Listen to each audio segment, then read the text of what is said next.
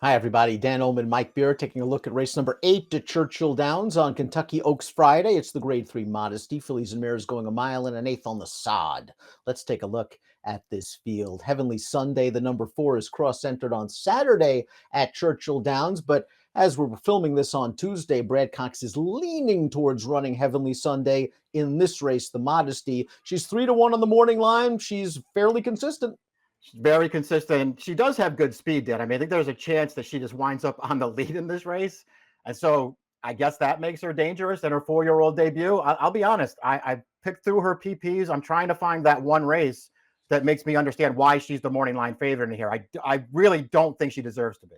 Well, let's take a look at the Timeform US Pace Projector because you mentioned Heavenly Sunday's speed, and she is expected to make the lead in this race. The number 11, Carolyn Street, is a horse that is coming back from Europe. I'm not sure how much speed she's going to show, but Fastest Flight, the number 1's likely going to take advantage of her inside draw. I can see her getting close to the pace. Even a horse like Surprisingly Mike, the number 6, who they have fairly far back, has been able to adapt. I think the key to the pace in some ways might be the number 8, Be Your Best, Mike, because 2 starts back in the American Oaks, they went to the front with her and she ran okay. She doesn't need to come from mid-pack. Yeah, I agree with this. She could certainly get a little bit more of an aggressive ride here. And I think you're right to point out Surprisingly. I don't think you're going to look at her and say, well, she's going to be part of the pace here, but she's coming out of 2 races that were run at very deliberate paces. The last one at a mile and a half. So that's all factors in to her pace rating, and it leaves her a little bit farther back, but she's tactical.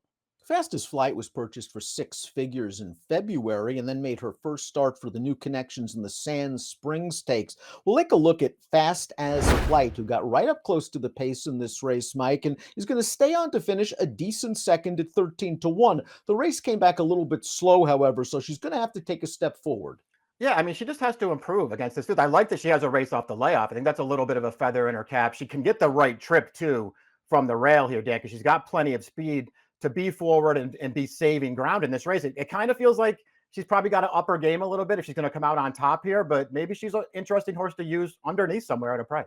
I think the number 2, Aspen Grove, is a live sleeper in this race. She won the Belmont Oaks in her North American debut, and then she caught wet turf courses in her subsequent 2 starts. Last time out was the Hillsborough, her first start of the season, while she was beaten by Sparkle Blue. Sparkle Blue had everything her own way on the lead that day. Despite being pace compromised, Aspen Grove made a run at her late. Yeah, she really did. We'll look at the replay of that a little bit later so you can see what we're talking about here, but that was a super slow pace.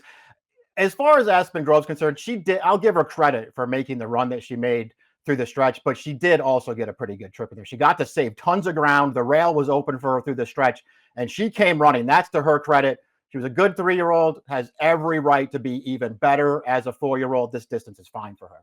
The number 3, Forever After All, really just didn't look like she was going to wind up a stakes horse on the dirt. So her new connections, Brendan Walsh, her trainer, decided to try the all-weather, the Tapeta at Turfway Park. She wound up winning a first-level allowance, then ran third in a pretty good one when wired in a slow-paced edition of the Latonia. The runner-up from that race came back to win the Bewitch on Keeneland's turf with a 95 buyer. This is going to be the turf debut, though, Forever After All, Mike, and it's a big question. Surface switch against some really good horses. Yeah, we'll see how much better she can be on turf here. She's okay on dirt, but it never really worked out for her. And it did. Her dam was a really good turf horse. So I understand why they want to make this switch here. But there's a lot of dirt in this pedigree too, and it just didn't work out for her for whatever reason. Okay in her last 2 starts though, so she handled that surface. Now she's got to handle turf. Heavenly Sunday, the number 4, is going to be making her first start against older horses as she makes her 4-year-old debut. She's only been off the board once in her career. Let's go back to her start 2 starts back. This is her most recent run on turf, the Grade 3 Valley View Stakes. She sat just off the leader, made the top turning into the stretch, and is going to get run down late, but she was one of 4 next out winners to emerge from this race. It's a really good race, and listen, to her credit, she does hold second in here. I think it's at least worth noting. It's not as close as it looks on paper. You can see the winner coming up to her inside now. That horse had tons of trouble in this race and just storms right past this field. Really impressive. Heavenly Sunday did fine, second best in that race. I don't know, Dan. She just kind of lost me last year as a 3-year-old. I was a big fan of hers. I really liked her first 2 career starts. I was expecting pretty big things from her as a 3-year-old last year. And I guess she ran okay in those races, but she kind of lost me.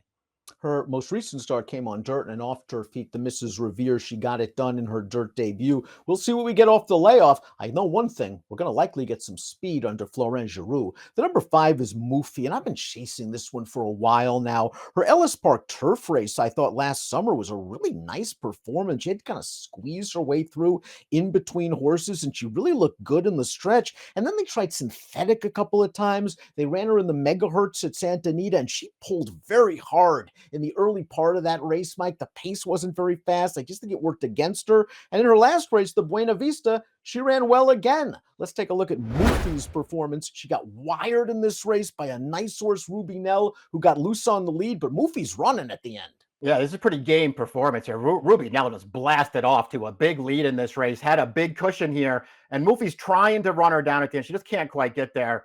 But this is a good performance. I'm with you on her race 2 back too in the megahertz. Tons of trouble early, pulling really hard behind the slow pace. And then when you go back there, and you can watch the head on of the stretch run there. The winner who was in front of her just kept drifting in front of her. The entire stretch run, every time Moofy tried to make a run at her, she just kept drifting in front of her. I thought that was an underrated performance. The only other 2 turf starts are both really strong performances with really big finishes. I feel like if she works the right trip out in this race, she's going to come running at the end. The horse that Moofy finished directly ahead of last time out came right back to win the Grade 3 Wilshire in Southern California with a 92 Beyer speed figure. Surprisingly, is the number 6. This horse sold for 7 figures last November at Keeneland, and so far she's really done pretty well for Todd Pletcher and Rapoli stable, just missing at a giant price in the Pegasus World Cup when receiving a beautiful rail skimming ride. And then this race last time out, the Orchid, they stretched her all the way out to a mile and a half. Not surprisingly, she showed a little bit more tactical speed, and she's going to run on for second. Yeah, she runs okay in here, first time going long. The most interesting thing about this race too, Dan, is as tactical as surprisingly is, and she was in a good spot most of the way. Somehow the winner, Mikulak, who's a really good horse, got ahead of her at the top of the stretch, and then she had to be the one doing the chasing. And I thought she was actually really game to make up late ground in there. She did get a great ride in the Pegasus World Cup Turf 2-back, but she also ran really well that day. I mean, I could argue that she should be the morning line favorite in this race. She's in good form, and she's not off the layoff here. Join the dance. The number 7 goes out for Johnny Velasquez and Dallas Stewart. Of course, they won the Cigar Mile with Hoist the Gold last year. This horse is coming off a good effort at a big price, a runner-up performance at the Fairgrounds, a field that produced 3 next out winners. A very live race that she's in. She ran pretty well in there to make up a lot of late ground. And I do like the form that she's in since Dallas Stewart has taken over. She's up in class here, Dan. We'll see how she handles it. She's facing way better horses this time. And she keeps getting better with every start. She's got to get better again. 8th place finisher from that last race did come back to win the Plenty of Grace at Aqueduct with a 91 Beyer speed figure. Be Your Best is next. Frankie Irider Tees will take off the mount for Be Your Best. Second in the American Oaks. 2 starts back when able to make the lead going a mile and a quarter. Then a little bit of a layoff last time out in the Buena Vista, Mike. I thought all in all in the Buena Vista, she got a pretty good trip. I think that course was a little bit soft for her, and she needs firm going. No, I agree with you, Dan. I think she does need firm turf to be at her absolute best. And that Buena Vista last time, that's the Moofy race we were talking about. Ruby Nell just sort of blasted off on the lead. Be Your Best had to take back in there. She ran okay in that race. She can get better second off the layoff. Her American Oaks wasn't great on the lead. I kind of feel like that she doesn't really necessarily want to go a mile and a quarter, though. This is a better distance for her. She's run some really good races. There could be a good trip coming for her in this race, and she's 10-1 on the morning line. Pappilio, the number 9, sure looked good when she first came to the United States in the early portion of 2023, winning the Appalachian at Keeneland in her second start here, and then she sort of chased a few of these. Occasionally, she comes with a strong kick, as she did in her most recent start this race, a high-level allowance, first start of the year. I thought this was an okay performance, Mike, to get her back going. The 4th-place finisher came back to win an allowance on the Gulfstream Tapeta with an 86 Beyer speed figure. I thought this was okay as a starting off point. The horse that wins this race is actually pretty good. And you know what? Pappilio's just second best in here, but she's finishing up in this race. It's an okay performance off the layoff. I really liked her last year, Dan. She went 1 for 7 when she got here as a 3-year-old, but she ran nothing but good races and was unlucky in a couple of them. She's pretty good. She's a major player in here, I think. Sparkle Blue, the number 10, was kind of deserving of a trip. She got wired in a paceless race 2 starts back by Walkathon in the Endeavor. So Jorge Ruiz last time out was like, There's no speed in this race. I'm not going to be held up behind horses. Sparkle Blue went to the top in the Hillsborough and dropped the anchor to the tune of a 52-second half mile, 117 and change for three quarters. And Sparkle Blue will just be able to hold off Aspen Grove, who might have been a bit compromised by these slow splits. Yeah, exactly. That's Aspen Grove. Right to her inside there, taking a real run at it. But Sparkle Blue's just got enough left here to kick away again at the end. Good performance, but she did have all the best of it last time, Dan. So it's up to you to decide if you want to take her right back out of that performance, where that trip is probably not available.